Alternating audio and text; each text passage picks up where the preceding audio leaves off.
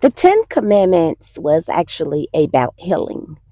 It is the story that we've known of Moses, who led the children of Israel across the Red Sea, and God was with them. But actually, let's go through how Moses actually became Moses. So, initially, in Exodus 14 and 13, Moses encounters a burning bush that is not consumed.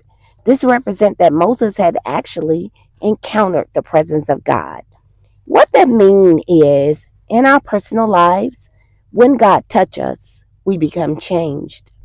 Moses was instantly changed.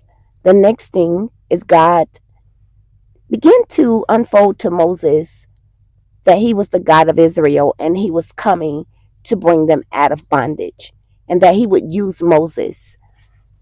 The first thing that Moses did in response to God was talked about his inadequacies, how he was incapable.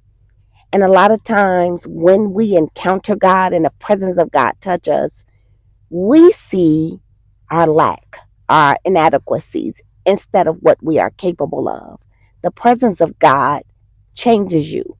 And that is what that story is about. So Moses complained about his tongue being tied. He complained about, so what God did was gave him representation with Aaron.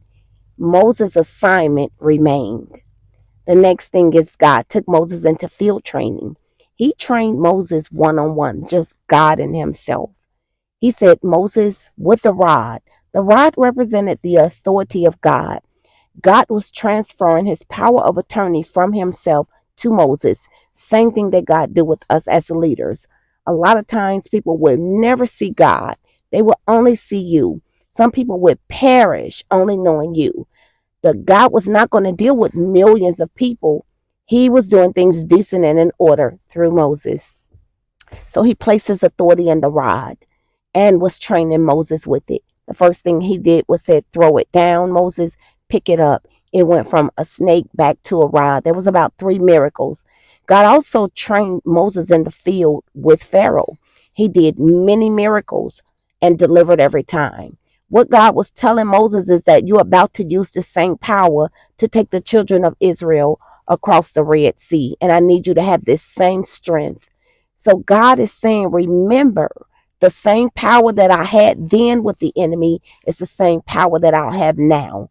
What have you denied that God has entrusted you with?